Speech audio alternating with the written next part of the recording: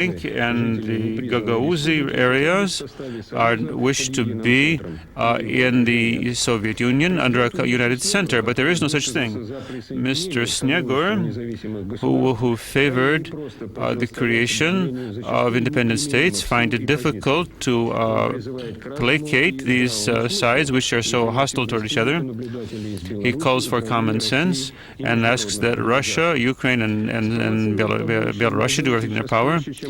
It's very simple to provoke the situation in the area, since this is a real time of troubles, which is extending further than I would have expected.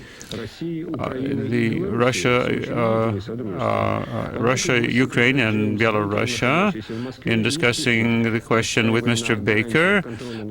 Mr. Baker said he was not in a hurry to recognize republics. He was interested in getting assurances on nuclear weaponry, on human rights, and on the general situation. And so we have a very explosive situation here. The train link between Armenia and Azerbaijan has been broken again. We've received information from the chief dispatcher from the railroad network. Today, the president of Armenia has declared a curfew and an emergency situation in the Megrin area, where the train was stopped going from Baku to Nachihivan, and the passengers of the train were taken hostage. We don't know why this was done, but the authorities declared that they are doing everything they can to release the hostages or get them released. Now let's switch into economic questions. A number of regions on the Volga River, in attempting to find an economic and political solution to their problems, have decided to create an association entitled the Greater Volga.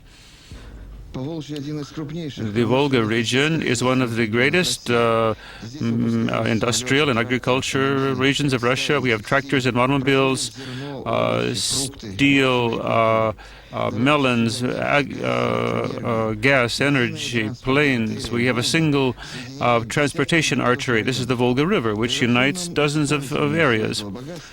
If we utilize the Volga properly, we could live in prosperity. But we find ourselves finding it hard to make ends meet. Now we have decided to create a united economic space between Nizhny Novgorod in the north and the Astrakhan region and Kalmykia in the south. The headquarters of the Greater Volga region will be in Samara. The next stage in this organization will be to establish a link with other regions, including the northwest and the Ural region. We have already established business contacts with them. It's evidently we will have to take into account not only Russia but also other neighboring states which are sovereign. This is about the Kuril Islands. There's been a lot of war here and a lot of preparation for war. You can't even count the number of times. Even here, our radio cameras have any difficult to function. We have a radar station here. So there's going to be a 30% reduction of the army. But as for the general demilitarization of the islands, which is supposed to take place by the end of the year, is not seriously taking place yet. If you don't count the fact that they are burying tanks here, we see that if you had a metal detector, you'd find it difficult to locate anything here.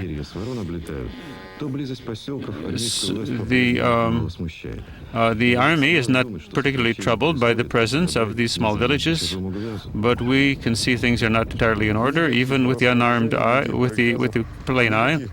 We've had no orders, no preparatory work whatsoever.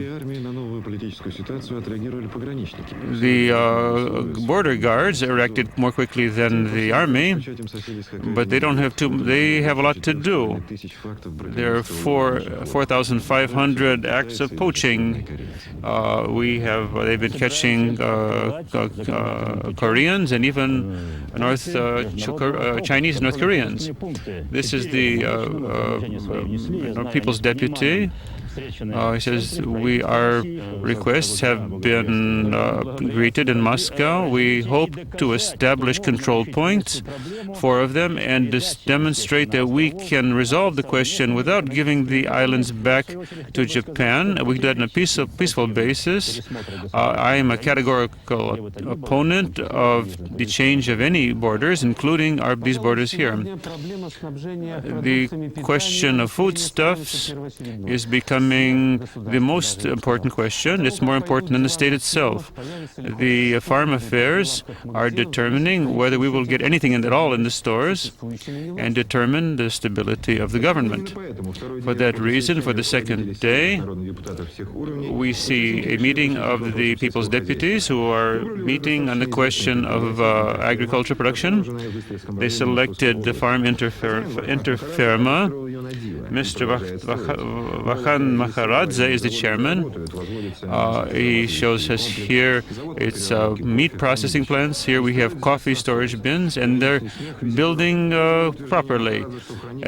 Maharadzes claim that they wanted to have exotic fruits like bananas and ananas and pineapples. We brought forth a smile because people said they just wanted potatoes. They had no hope for any such exotic things. The equipment is locally produced, but it's been produced on the basis of conversion of military facilities, and is therefore just as reliable as foreign equipment. But Mr. Maharaj is looking further. He wants to sell land to foreign farmers. The Russian entrepreneurs are not in a hurry to invest in the land because they're not certain as to the future. But it's not only the question of effectiveness of work and uncertainty of the future is a concern to our farmers, but in general it's a problem for our entire new class of entrepreneurs, who are threatened by violence from crime. How can we protect them from the racketeers? The traditional bodies of law and orders are there, but we also have private agencies. Here is a new book which has come out, a unique book on security methods. Its authors are former members of the KGB and the Ministry of Foreign Affairs. We're here to share their experience. Our experience is unique because for the first time we have attempted to create a practical guide to ensuring the security of entrepreneurs and businessmen.